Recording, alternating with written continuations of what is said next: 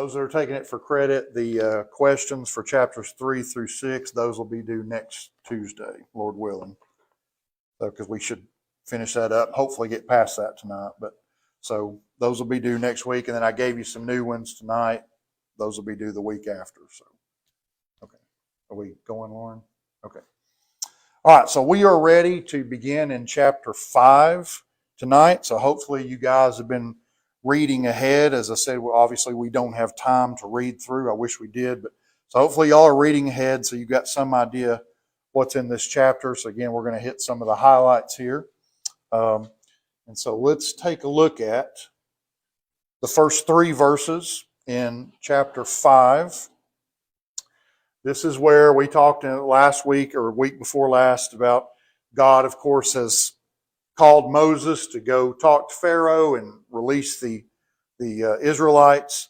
We talked about how Moses made a lot of excuses, 4 different excuses where he tried to get out of it. God said, nope, you're my man. You're going to do this, and Aaron's going to help you. And so that's where we left off. So here in chapter 5, somehow we see that Moses and Aaron are granted an audience with Pharaoh, and they request, and notice the first request, it's a pretty reasonable, they're not asking Pharaoh to, hey, let all the slaves go permanently. They make a reasonable request. They say, look, will you let us go into the wilderness so we can worship God? We can make our sacrifices and we can worship God. We just want to go into the wilderness to do that. Now, how do we know that that's a reasonable request? Well, we do have the Egyptians kept records on a lot of different things, and they had, among their records, they had work journals. And so the Hebrews are slaves, but they had others as well. And so we notice from their records that there were a lot of times where workmen were given a leave to go sacrifice to their gods. So not just the Hebrews, but whoever else. So it was not unusual to make that kind of request. It had been done before. And so God really starts out with a very reasonable, knowing, of course, Pharaoh's not even going to go along with this, but this was not something outrageous or ridiculous for him to ask to do that.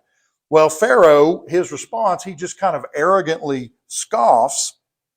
And so we notice there in verse 2, and Pharaoh said, who is the Lord that I should obey his voice to let Israel go? So he's mocking. He's like, who is this God of yours that I shall listen to him? I don't care what your God says, because, of course, this is not one of the Egyptian gods that Pharaoh would have been concerned with. So he scoffs about that, and, of course, he has no intention of letting them do this. And it may be that Pharaoh is thinking in his mind, because the Israelites are slaves, what would that say about their God? In his mind, maybe. What would he think? Well, you worship this God and you guys are slaves, therefore, is your God strong or weak? Your God's weak. I mean, he can't even keep you out of slavery. Why should I listen to him? So things like that might have been going through his mind, but it's obvious that he had no respect for God. He doesn't care anything about that. So, as we go on in verses 4 through 14, we notice that Pharaoh, in his response, he basically says that, so you guys, you want to go out in the wilderness and you want to worship your God, and how do you have time to even think of this stuff? I know what the problem is. You boys aren't working hard enough. You got too much free time on your hands so you can be thinking about, oh, we need to go out and sacrifice to our God. So maybe, if you're Pharaoh, how do you solve that problem? Yeah, give them more work to do, right? And so you've seen a lot of people throughout history have that basic response when people get ill at ease. They go, well, you just don't have enough to do. You got too much spare time where you're thinking up these ideas. And so he is going to drastically increase their workload. So you don't have time to go out in the wilderness and sacrifice to your God. You don't need to be worried about stuff like that. So we notice here in verse 6 if I can find it. And Pharaoh commanded the same day the taskmasters of the people and their officers. So that's kind of interesting. And the officers, if you look in verses 14, 15, and 19, those officers, they're called officers of the children of Israel. Okay? So what that means is they were fellow Hebrews. That's who they were. And we see this all over the globe in a slave system.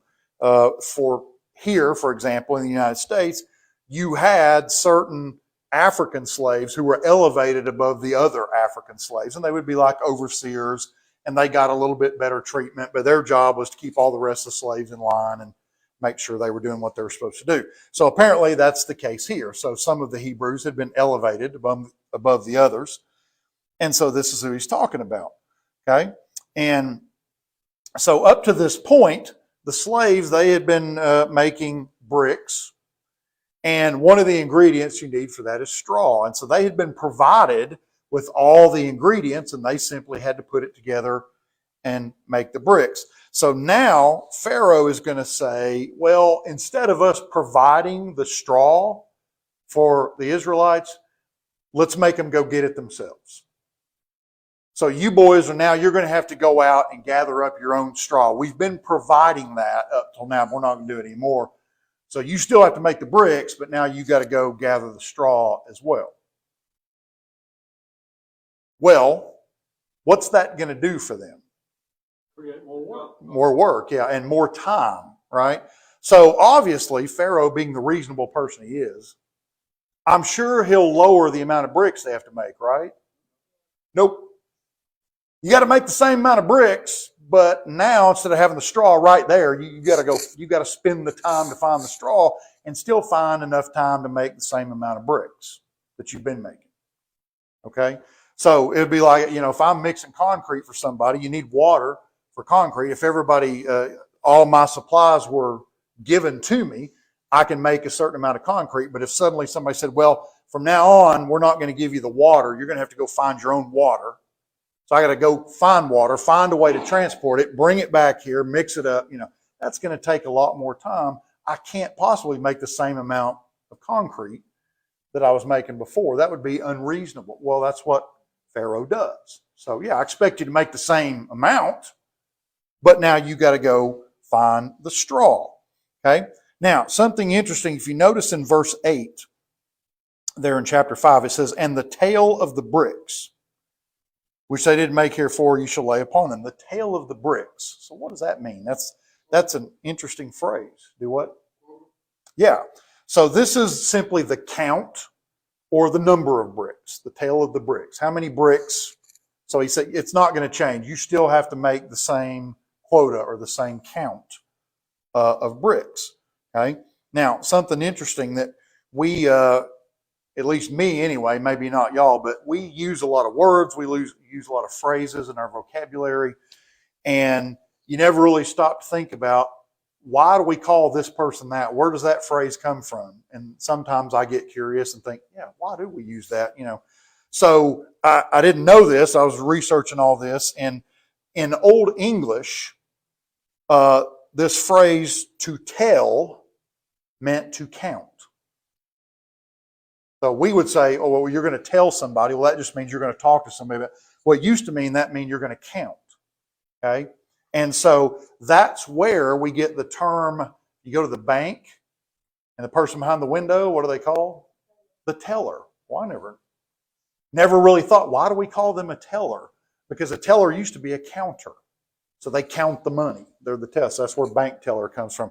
But that's what tail of the brick means. How many bricks are you still going to be expected to make? Which was the same as they'd made before they had to go find the straw. Now, something else in verse 9 that's interesting. Pharaoh says, let their more work be laid upon the men, that they may labor therein. Notice this, and let them not regard vain words. Okay? What does vain mean?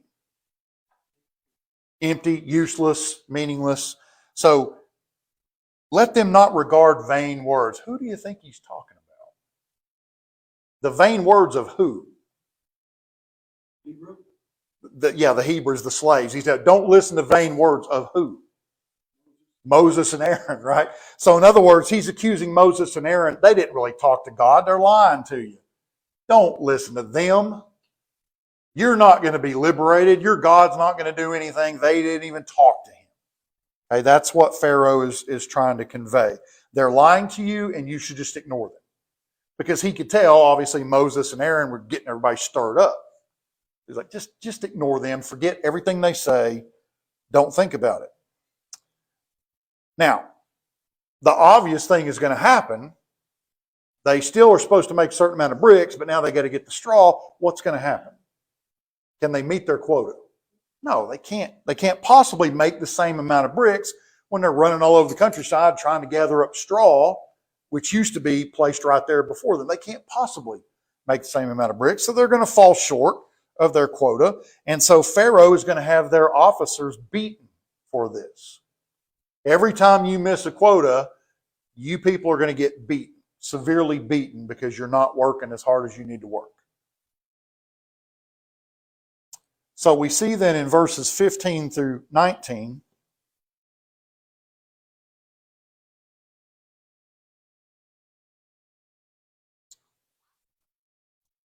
so the officers, they in turn complain to Pharaoh. Okay, and they're simply, of course, the quotas are impossible. You got to cut us a break here somewhere. It's not that we're not working hard or we don't want to do what you're telling us to do, but it's physically impossible. We just can't meet the quota with this larger workload. Well, how do you think he responds to that? Yeah, he has no sympathy for them. I don't care. Quit coming to me with your excuses. Get to work. So he's not interested in the fact that, and he probably knows they can't meet the quota, but he doesn't care, right? Because he's punishing them because they asked him to be allowed to go out and make these sacrifices. So it becomes obvious to the officers that, well, we're not going to get any sympathy from Pharaoh. He's not going to do anything to help us out. We're certainly not going to get any relief or any mercy from him. So then in verses 20 through 23, now that they've got this increased workload and the officers and the Hebrews that have been set above the other Hebrews, they're being beaten for this and punished even though they can't do anything about it. They can't do anything to Pharaoh. They just have to take it from him. So what do you think they will do? Who will they take it out on? They're going to take it out on Moses and Aaron. This is all your fault. You boys come in here spewing all this stuff. Oh, God's going to take us out of here, and you feed us all this stuff, and all you've done is make it worse. We had a lot of work to do before, but now it's just absurd, and that's your fault because you've made Pharaoh mad. Thanks a lot, boys. Appreciate your help. That's kind of the reaction that they're going to get. So if that was Pharaoh's goal, and maybe it was, he was certainly successful. Hey, if I could turn everybody against Moses and Aaron, well, he does a good job of that, because we read that in here that's exactly what happened. So they're going to blame Aaron and Moses for their increased workload, their increased suffering. You guys said God was going to make it better, and it's only gotten worse. That's what we get for listening to you. Okay, so whether Pharaoh did that deliberately or not, it worked. Okay, but think about that today. That's typical of a lot of people, right? When we think about what we want from God, if we think we're going to get something or we should get something, for them, oh, well, we're going to get out of here, right? Well, when did they assume they were going to get out? Right away. Well, that's today, right? Right? God's going to take us out of here today, right? Is that what God said? He didn't say it'd be immediate. He just said, I am going to take you out. When? When he's good and ready, right? It's not up to them. So, but when their release was not immediate, when it was not painless, when it was not easy, then they start griping and whining and complaining. And a lot of people do the same thing today. When we think, well, this should work out easy for me, and it doesn't, Why can't God help me out here? Why can't he cut me a break here? So there's a lot of people that will do the same thing. Now, what they should have done, just like you and I should do, is be patient. Now, is that easy to do? A lot of times it's not, but God never said it would be easy. So we need to have some patience. Trust God to do what he needs to be done in his own time. He's not going to operate according to my timetable. He's going to operate according to his, and I need to be patient with that. Why is his timetable better than mine? Yeah, because he knows everything. Are y'all insinuating that I don't? Yeah, I know next to nothing, right? God knows there's nothing God doesn't know. So I need to trust him. Go, you know what? His plan's probably a whole lot better than mine. Let's just let this play out. And that's what they needed to do because God had told them and Moses had told, look, he's going to release you. He didn't say when, but he said he would do it. You need to trust in God that he's going to do it. So everybody starts yelling and screaming at Moses and at Aaron. And so Moses, as you can imagine, when he goes in to do this, and this is what happens, Pharaoh basically hits him in the face, and now his fellow Hebrews are hitting him in the face. He gets very, very discouraged. And you can understand why. So Moses has got to be thinking, ever since I got involved in this, do you think Moses loves his people? I'm sure he does, right? So he's thinking, all I've done, they're right. All I've done is I've made it worse. That's all I've done. I wanted to help, and I've put this extra burden on my own people. So you can kind of imagine how down he was. This is not working at all like I thought it was going to work. Well, it's working according to who thought it was going to work. God thought this is exactly the way it's supposed to work. But Moses doesn't fully understand that.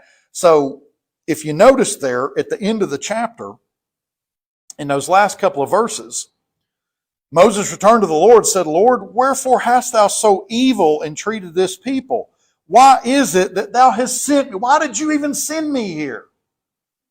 For since I came to Pharaoh to speak in thy name, he hath done evil to this people. And notice this, neither hast thou delivered thy people at all. You said you were going to deliver. You said you were going to free but you haven't.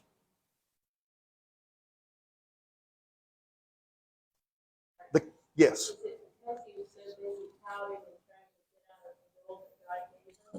He didn't listen when God said that you're going to do all these signs before Pharaoh. Yeah. And then I'll let. Yeah.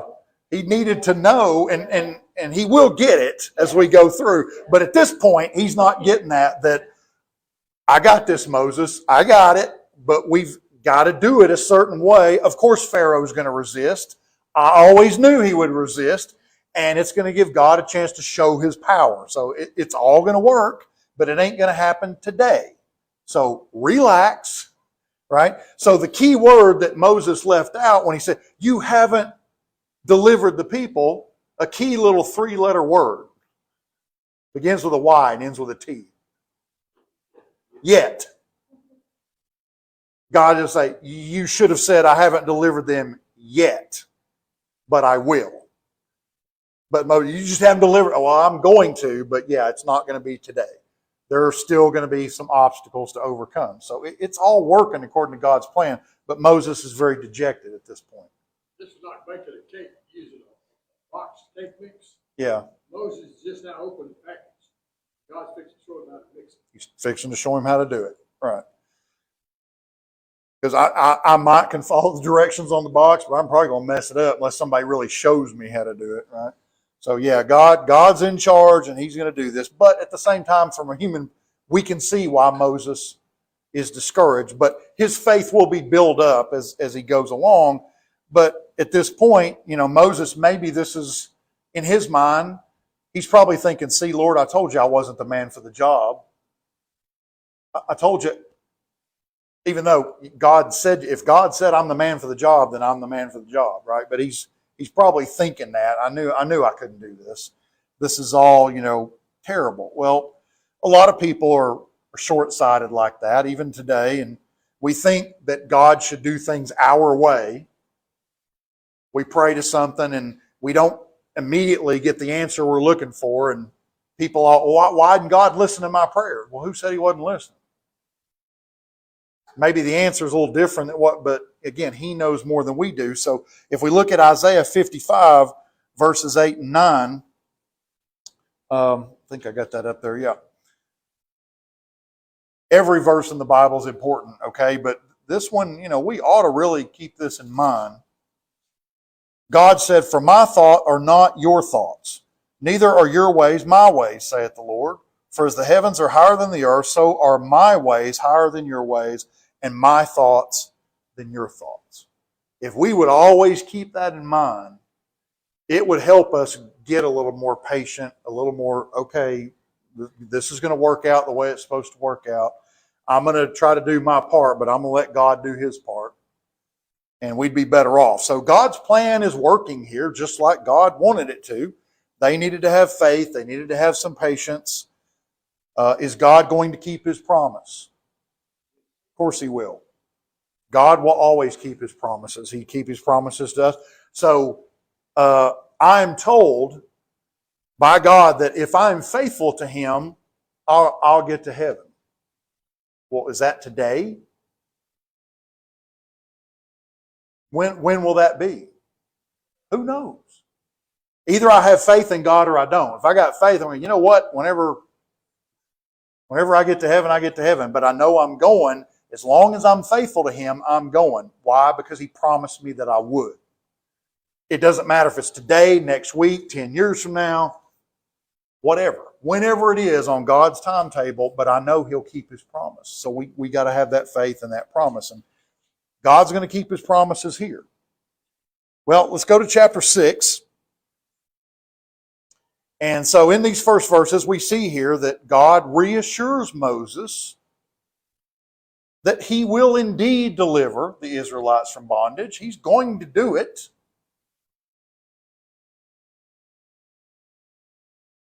But it's got to play out a certain way. And he tells Moses here something real interesting that he says, because of how he's going to smite Pharaoh and Egypt, because of the things he's going to do, you're going to be amazed at how this is going to work out. And he said, because of what I'm going to do to them, there's going to come a day, it's not today and not next week, a little ways down the road, but God tells Moses there's going to come a day, not only is Pharaoh going to let you go, but what? Yeah, you won't leave empty-handed either.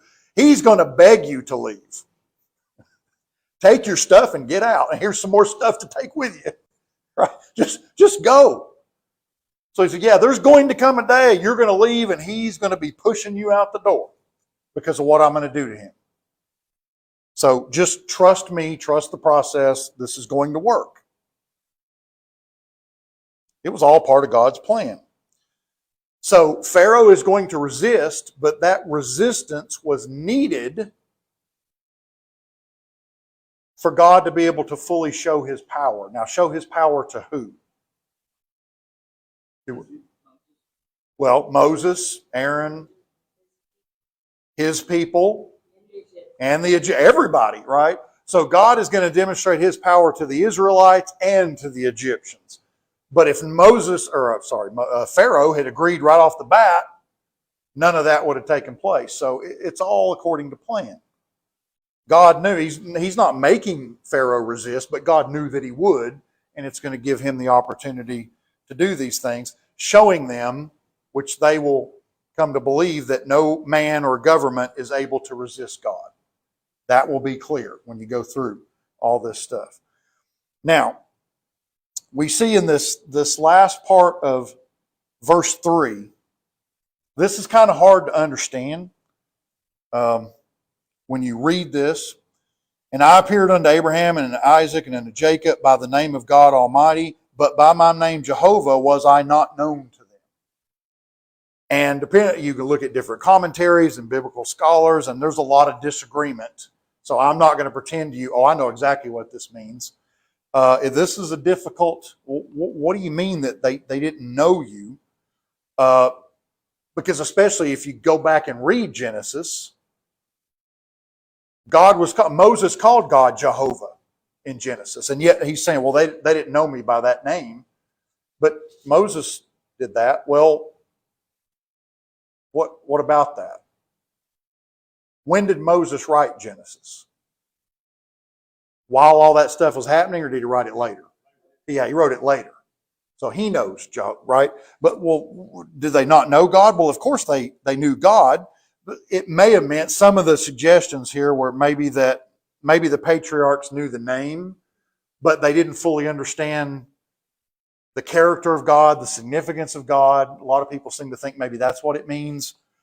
People smarter than me, they just didn't fully understand the significance. So that's a possibility, or maybe not. Again, they didn't understand the character of God. So it's hard to know for sure. And I did a lot of research on that, and depending on which scholar you look at, they'll give you a different answer. So not really sure about this, but something along those lines. I mean, obviously they knew God, but probably they didn't understand fully his character. But all that's going to come out with all these plagues that God is going to. So everybody's going to know who I am when I do all this stuff. Yes. Yeah. Because to the patriarchs, he just spoke to them directly. There's not really miracles. Right. This is the first time, really, other than creation. And nobody was around at the creation. Yeah. So yeah, they're going to see the power of God with all these plagues that he's going to present, which the patriarchs did not see. So I think that's a good way to look at that. Right? Because obviously they knew God, but they've not seen him do this. Okay. And so another reason, guys, I don't, it's not as good if Pharaoh agrees right off the bat. I need to be able to demonstrate these things. So I know this is a man who's going to be stubborn, and he's going to give me the opportunity to do this. And that's what he's going to do. So it's all going according to his plan. Now, God makes some more assurances to Moses. And he tells Moses the following things. He says, I will deliver the Israelites. Of course, I said I would, and I will. It's not going to be today, but I am going to do it. I will deliver them. He assures Moses that I will make them my people. They will be my people. Not maybe, but they will be my people. And then he assures Moses that I'm going to fulfill the promise I made to Abraham. I'm going to bring them to the land of Canaan, the promised land. Just like I told Abraham I would, and Isaac and Jacob, I'm going to fulfill. And again, what about Abraham? He made that promise to Abraham. Did Abraham live to see it? Nope. But did God fulfill it? We know now because we're looking at it past tense. God fulfilled the promise, but Abraham never saw it.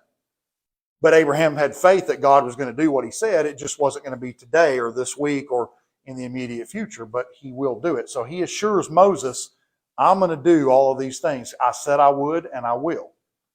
Okay, but you've got to have that patience that I'm going to do everything that I said. So he goes on then to talk about his these plagues, the things that he's going to do, his miraculous judgments against Egypt. God tells Moses they're designed to do three things. Okay, number one, these are going to be designed to convince the Israelites that I am the true God, the one and only God. All the Egyptian gods are false. And that's going to be a theme as we go through. We're going to talk a lot about the Egyptian gods. And so he wants to convince the Israelites he is the true God. Okay, secondly, he's going to show the Egyptians that God, is greater than all of their gods. Their gods will have no power to stop any of the things that God's going to do. Why didn't they stop these plagues? Because they can't, because they don't exist. So God says, I'm going to use that to demonstrate that to the Egyptians. And then thirdly, It's to demonstrate the concept of righteous judgment against wicked people. So God's going to be able to demonstrate righteous judgment against wicked people.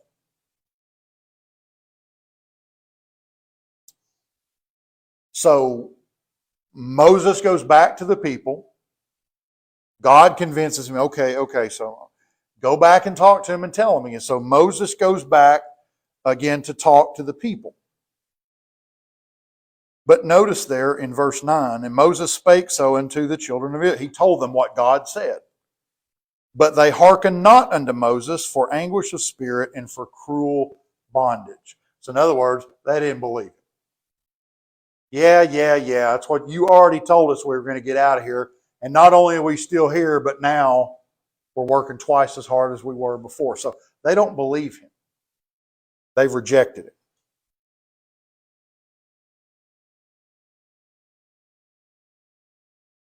So obviously they believe basically that Moses is a liar at this point, which is what Pharaoh had tried to convince them of. So that is working at the moment. So God tells Moses in verses 10 through 13, well, I want you to go speak to Pharaoh again.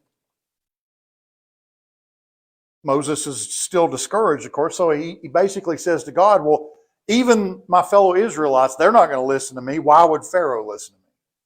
I don't get the point. I'm not able to convince anybody. My own people won't hear me, then Pharaoh's not going to hear me, so why do you want me to go back and talk to him again? But of course, he's going to go back, and now the message has changed. So that first request, well, just let us go out and worship. Well, now the message has changed. Now it's Moses, he asked if they could go out and worship. Now he's to demand that Pharaoh let him go. So Moses, I'm not in any position to demand, but that's what God tells him to do. Knowing that Pharaoh's going to resist, but he's going to make that demand. You got to let us get out of here. So now something interesting in verse 12. Moses spake before the Lord, saying, behold, the children of Israel have not hearkened unto me. How then shall Pharaoh hear me? Who am I of uncircumcised lips? What in the world? What does that mean? I'm uncircumcised lips. Well, think what this means. We see in some other places, we see a similar terminology. So if we were to go to the book of Jeremiah, you see Jeremiah talked about uncircumcised ears, meaning ears that can't or won't hear. Okay? He also talked about uncircumcised hearts, hearts that refuse to understand.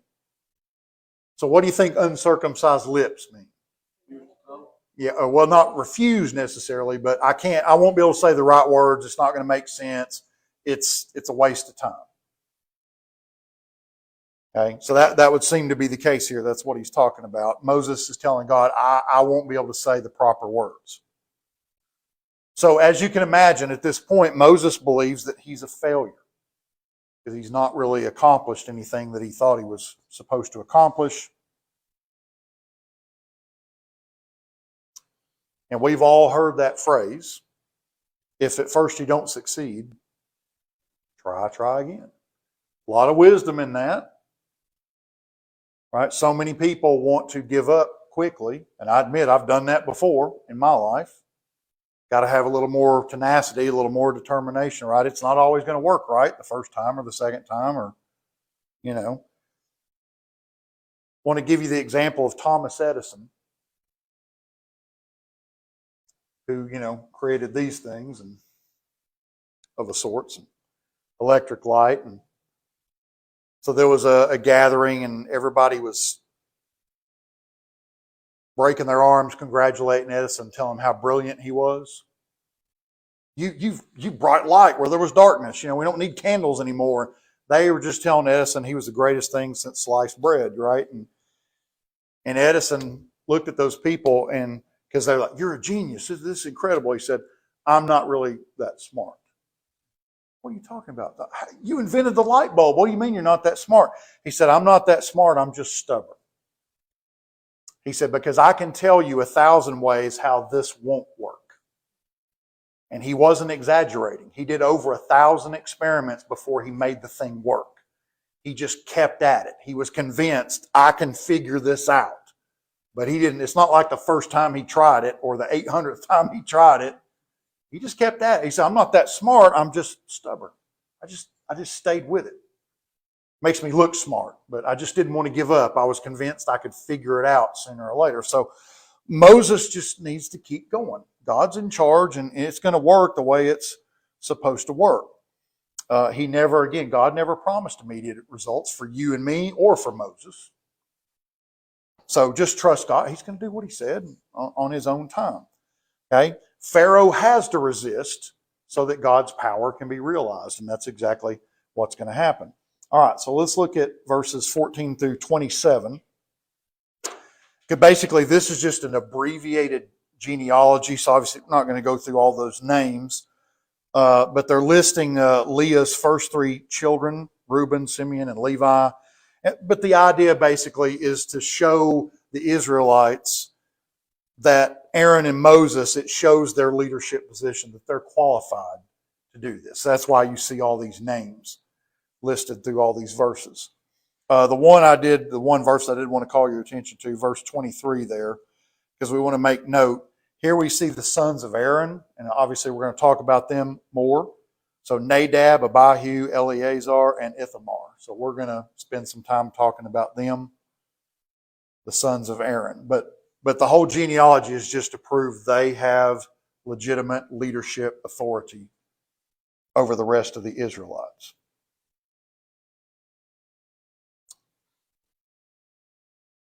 All right, then verses 28 through 30, we see here that God repeats his instructions to Moses. Moses is still reluctant. He's still discouraged. But as we just said, perseverance is necessary, right? And God prods him on. Everything's going to work. You just need to do what I told you. And the same thing is true for us today when we think about it. Did God tell us, if you'll just be baptized, once you're baptized, you're going to be on easy street? Did God tell us that? All your problems will be solved. Nothing bad will ever happen to you ever again because you're a child of mine, and so I'm going to... Is that what he said? Oh, you're a child of mine, you will suffer persecution. Yeah. Matthew 16:24. God never said it would be easy. In fact, he told us it's incredibly difficult. Then Jesus said unto his disciples, if any man will come after me, let him deny himself and take up his cross and follow me. What is he telling us, take up our cross? What does that mean? How do I take up my cross?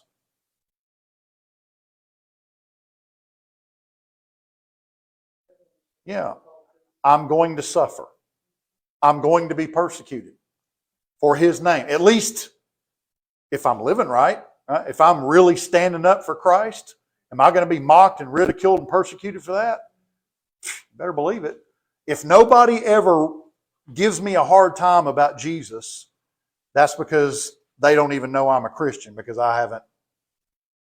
Right? So God said, hey, take up your cross, right? It's going to be a burden. 2 Timothy 4:7. Paul said, I've fought the good fight. I've finished my course. I've kept the faith. He likened it to a fight. It's a struggle. But he did it. And what did he say was waiting for him because of that?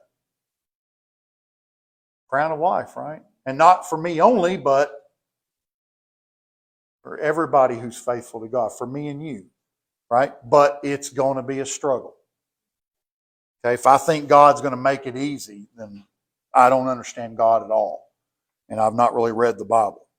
So one lesson for us that we can take out of this is we would all consider Moses a great man, and Moses is referred to even at the end in the book of Revelation. Right? So God considered Moses a great man. Was he perfect? No. But even great godly men like Moses, even they can get discouraged. So you and I can get discouraged in our faith, but we need to persevere. We can't let that make us quit and give up. And that's one thing about Moses. He got discouraged, but he didn't quit. He kept going. And that's what you and I have to do. There are times you're tempted just to throw up your hands and I just can't do this, but we got to persevere. If Moses can get discouraged, then I'm allowed to get discouraged too, but I got to battle through it. It's like Paul says, it's like a fight. You got to battle through it. Well, let's go to chapter 7.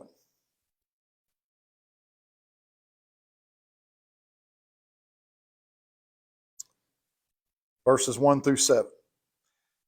Now we're going to begin to see the 10 plagues that God is going to smite Egypt with. So God gives his final instructions to Moses before it begins. And here's how this is going to work. And so a lot of people, probably honestly, they just, maybe haven't read it carefully enough, but they talk, well, Moses is going to tell Pharaoh, and is that exactly how it happened? Well, God will speak to Moses. Moses will tell Aaron, and Aaron will tell Pharaoh. That's how God laid it out. Remember Moses, well, I'm not a good speaker. Now, that may or may not have been true, but as God said, Aaron's going to help you.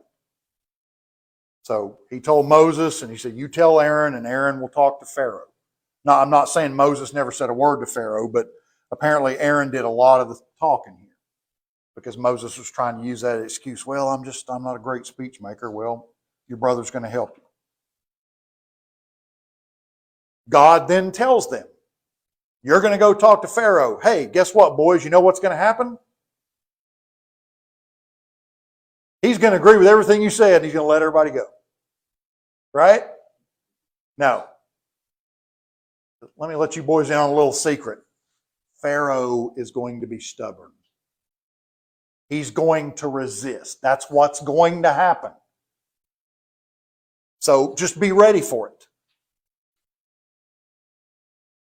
But God tells him, this will allow me to demonstrate my power to both the Egyptians and the Israelites. And so we see that Moses and Aaron, they will obey God's command. They will go talk to Pharaoh. And they will tell Pharaoh what God tells them to say.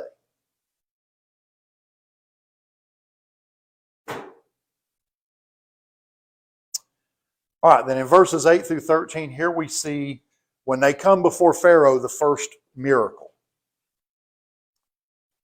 So God had told Moses and Aaron, when you get to see Pharaoh, he's going to demand a miracle. He's going to want to see a magic trick. And you're going to show him one.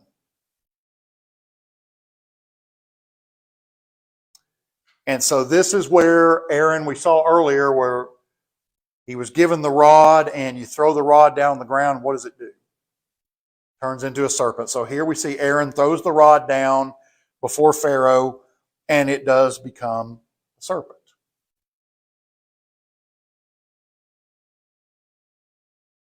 Now, Pharaoh calls in his magicians, and guess what they do? They do the same thing. They throw down some rods, and they turn into serpents too. So Pharaoh's magician, well, we can do that trick. That doesn't convince us of anything. Now, how did they do this? We don't know. We're not given any details. It just said they did it. Not obviously God didn't give them the power to do this. There's no evidence anywhere in the Bible that Satan would have the power to do that. Okay, again, it doesn't explain it. It just says they did it. So how can we look at this? Well, I think one possibility is if you look at, again, I didn't know much about this particular aspect of it until I started researching all this, but if you look at modern snake charmers, we already talked about you don't want to pick them up by the tail, you pick them up behind their head. Well, you can, apparently there's a way to pinch them behind their head and it paralyzes them and it stiffens them, kind of like they'd look like a stick. And then once they get out of that, then they would start with their, so maybe that's what they did. They knew how to do that, and they made them look, they weren't really sticks. They were snakes the whole time, but when they first threw them down, it looked like a stick because they were stiff and they were paralyzed, and then they started wiggling around. Oh, see, we turned a stick into a snake too. So that might be a possible explanation, but we don't know because we're not given any details. Somehow they pulled off this magic trick. But the important thing is, what happened after that? Yeah, so the one that Aaron threw down, his serpent ate all the other ones. And in that way, God was demonstrating that his power was greater than the power of the Egyptian gods. Oh, you can do that? Well, I have power to even usurp whatever you're doing, whatever magic trick you're pulling. Okay? Now, Pharaoh is not convinced. And so the choice was Pharaoh's to make, but he's going to make a whole bunch of wrong choices until we finally get to the 10th plague. But it was his choice to make, but he's not going to make the right choices. All right, then verses 14 through 25, here's where we see the first plague.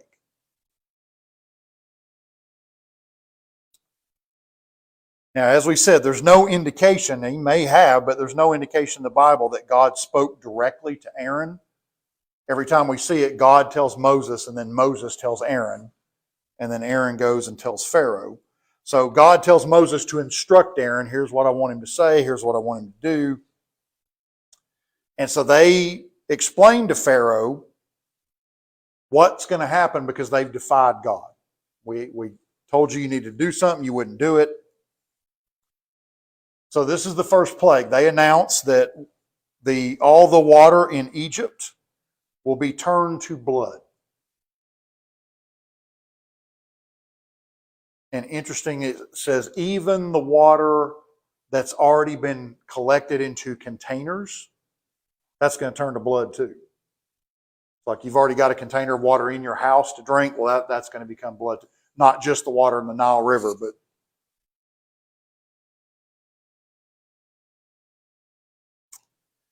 we are told here that the fish in the river, in the ponds, they die. Because obviously they can't exist in blood, they exist in water. And it talks about the awful odor that they give off, that they're going to stink.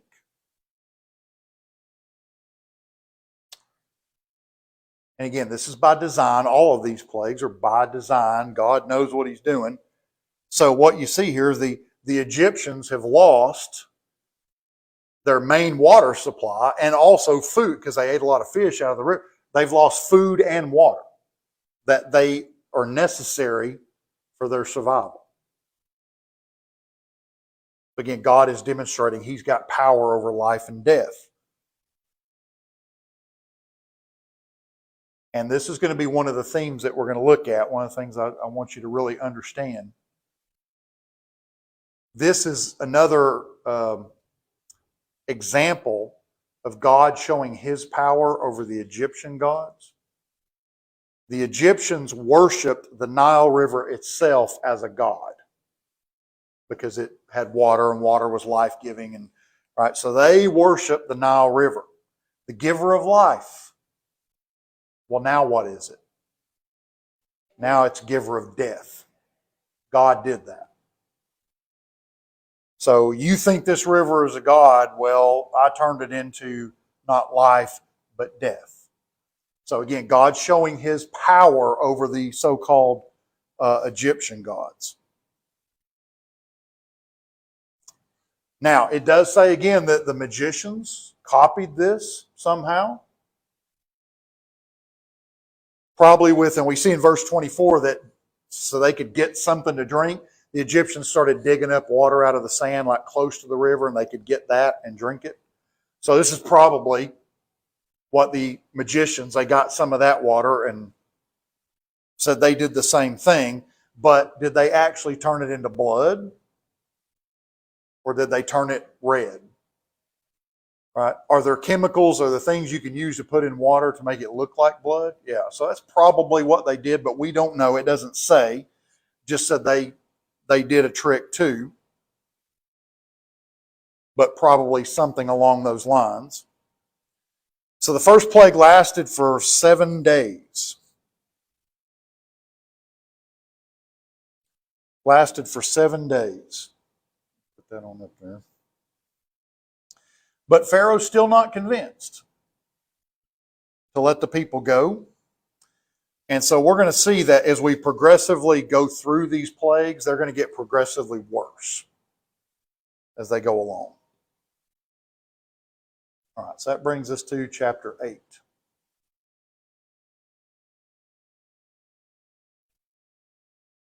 Kathy, question? Okay. Yeah, anytime y'all have a question, just throw your hand up and I'll try to help you. All right, verses 1 through 15. We see the second plague. Pharaoh had not been given a warning, but this time he was. He's told about it ahead of time that this is going to happen. Didn't matter. He didn't believe him, so God tells Moses, well, go ahead with it. And so this is going to be the plague of frogs. And there had to have been, the way it's described, there must have been millions upon millions of frogs. So they were everywhere. So more than just a nuisance. They were in the houses. They were clinging all over the people. So interesting, again, the first plague, the waters of Egypt had been turned to blood and turned to death. Now the waters of Egypt brought forth an overabundance of life of the frogs, more than they could handle. Now, something to think about, because some people, you've probably heard or seen some people kind of ridicule this. They say, well, frogs, what's so bad about that? Right?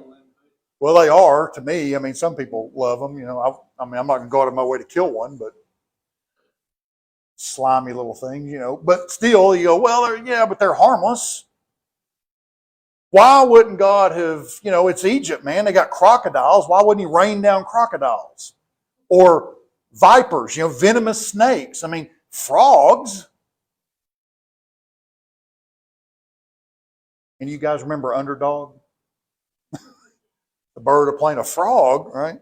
So why didn't he make it something, a dangerous animal? Crocodile, snake, something like that. Why just a frog? Well, again, as always, God has a purpose. The point. Well, they will give you warts, that's for sure, yeah. God has a purpose. Guess what? Part of our theme again. The Egyptians had a frog-headed god or goddess, the goddess of fertility, but I'm not even going to try to pronounce the name because I can't pronounce it. But this was a frog-headed goddess of fertility. And so the Egyptians had seen frogs as a blessing. They were fertility. It was life. Now it's become a curse. Too much of a good thing, right? So once again, God is showing his authority over their so-called gods, over their pagan religion. Now the magicians, again, they claim that they copied this and they brought even more frogs. I don't know how you can tell if there's 100 million frogs. Well, now there's 101 million frogs. I don't know, but they said they brought even more frogs. So hey, we can do that too. But remember, 2 Thessalonians 2:9, the Bible talks about false miracles, kind of like those faith healers we see on TV today. If you'll send me $200, put your hand on the TV screen, I'll heal you. All right? Yeah, but make sure you send me the $200. 2 Thessalonians 2:9, even him whose coming is after the working of Satan, with all power and signs and lying wonders. False miracles. People that claim they can do things. So the magicians are trying to pull off these things, but as we're going to see, they're going to be defeated as well.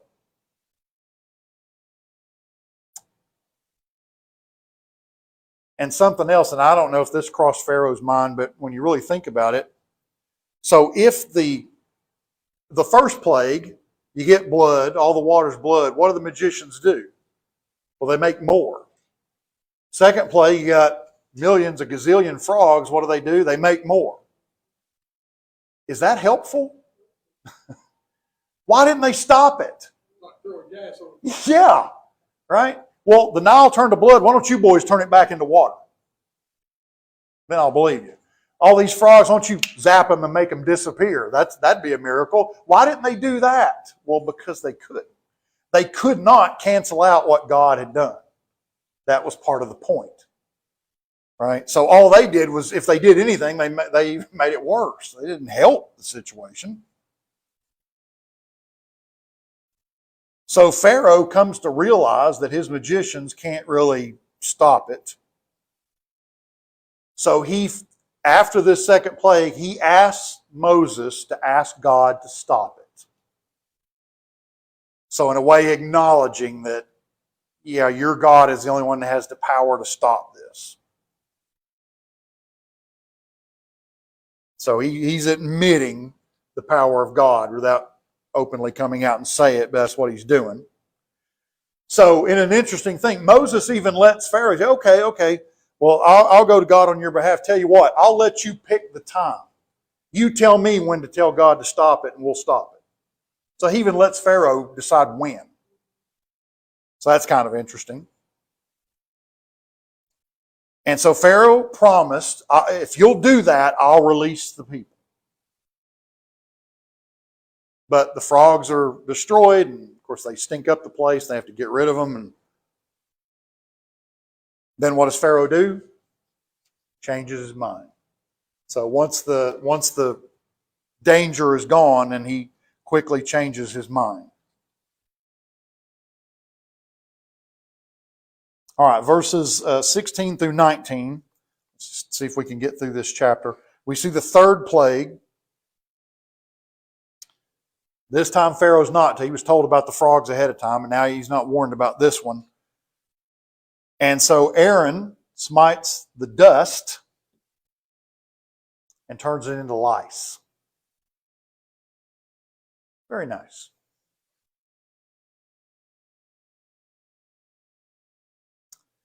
And the lice then, of course, infested all the people, all the animals. And so beyond just the physical discomfort of that, of having lice, once again, there's a bigger purpose here. Because in the Egyptian pagan religion, their priests, if they had lice, they were not allowed to perform their priestly duties. They couldn't do it, according to the Egyptian religion. Okay, so the priests were not allowed to perform their worship service if they had lice. So again, this is another attack by God on their pagan religion.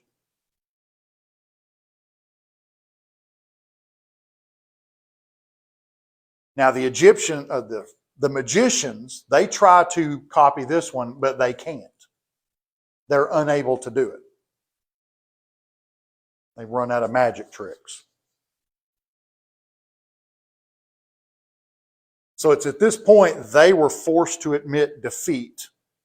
And they told Pharaoh, this has to be an act of God. There's no other way to explain this. We can't do anything like that. Maybe Moses and Aaron are telling you the truth. Their God seems to have a power that we can't harness. So they tell Pharaoh that. What will Pharaoh do? Will he listen to them? Nope. He will not even heed the advice of his own magicians. So then we come to the fourth plague.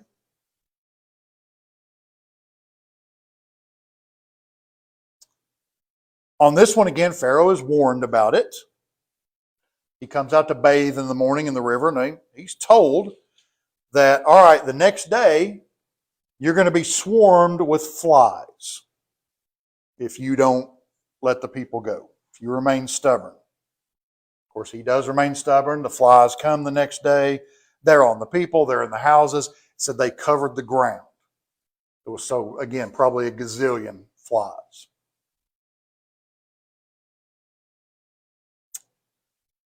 Now, there's a new development with this one. The area of Egypt where the Israelites lived was called Goshen. This was where they all lived separately from the Egyptians. And so God says this plague and all the future plagues will not impact Goshen. So for this one, there will be not a single fly in Goshen. So just the place where the Israelites live, it'll be clean, but there'll be flies everywhere else in Egypt. And that will be true for all the rest of the plagues. So they will impact the Egyptians only, not the Israelites. Because as we said, as we go on, the plagues are going to get worse and worse and more severe as we go along.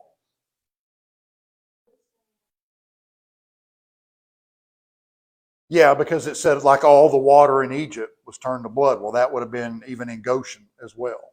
And all the frogs, they were there as well. Right? But again, those weren't, and they were short-lived. It didn't last that long. And they were able to weather the storm.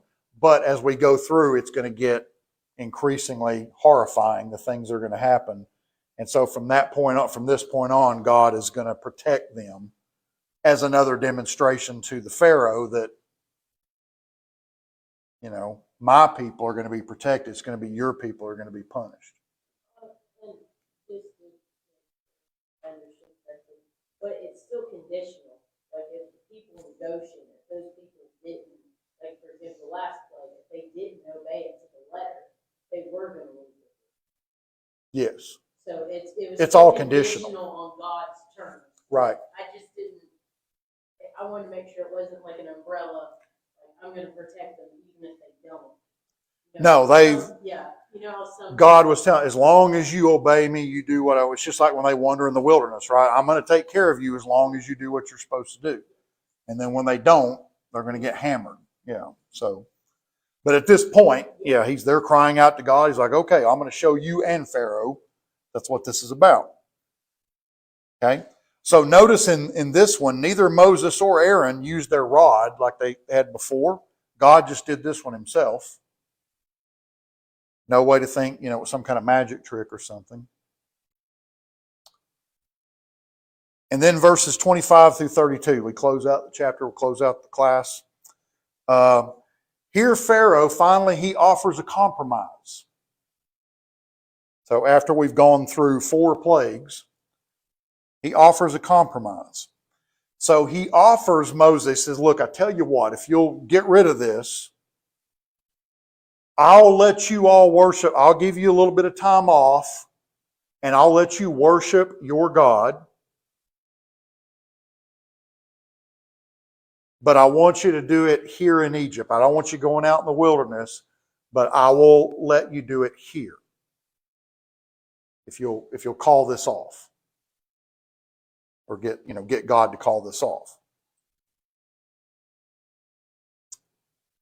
Well, Moses protests that to Pharaoh. That is totally unacceptable.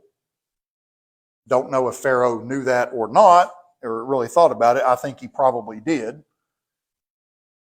But Moses rejected that. He can't agree to it because he tells Pharaoh, and this is what I'm thinking Pharaoh would have had to have known this. He says, look, any and every animal that we would sacrifice, bulls, goats, whatever it is, any animals that we would sacrifice, that our God expects us to sacrifice, those are all sacred animals in Egypt. So if we start killing them right here in the middle of Egypt, and all the Egyptians are all around us and they see us murdering their sacred animals, what are they going to do? They're probably going to riot and they're going to kill us. Which I'm sure Pharaoh hadn't thought of that. He was probably hoping for that. Yeah, that way I can reduce your number that way. So Moses said, you got to be out of your mind. We can't do that here. That's why we need to go out into the wilderness to do what we need to do. Your people are probably going to riot if we were to try to do that here. So he doesn't agree to the terms. He's like, no, that's not going to work. In fact, there is an account of where the Persian army at one point, they had attacked Egypt, and that's what they did. When they attacked Egypt, they put in front of them all of Egypt's sacred animals. Really brilliant when you think about it. And they drove these animals in front of them as they charged the Egyptians, knowing that the Egyptian soldiers shooting their bow in it, they wouldn't shoot they wouldn't shoot their bows because they'd be afraid they'd hit the animals. And so the Persians were able to overrun them. That's really, really good strategy. Right? So Moses knew, yeah, they're going to stone us to death or whatever. They're going to kill us if we try to do this. And I think that's what Pharaoh probably was hoping would happen.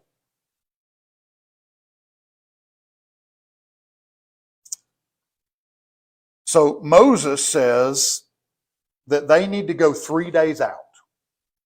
Now, we can't do it here. We need to go 3 days out into the wilderness. So then Pharaoh agrees to let them go. Okay, well, I'll let you go out there. But he tells Moses, you can't go that far away. I'm not going to give you 3 days. Maybe a day. It doesn't say how long, but maybe a day or something. I'll let you go, but not that far. So he's starting to bend a little bit, but he's still not willing to give Moses what he wants. But Moses goes ahead and asks God to end the flies, and so he does. And when that happens, guess what Pharaoh does? He changes his mind again, say, oh, just kidding, I'm not going to let you go even a half a day. I'm not going to let you go at all. So he changes his mind. All right, which brings us to chapter 9. And I know we've already gone over, so we'll have to quit there. Anybody have any questions or comments? Okay. On chapter 9? What was, 16 through 19.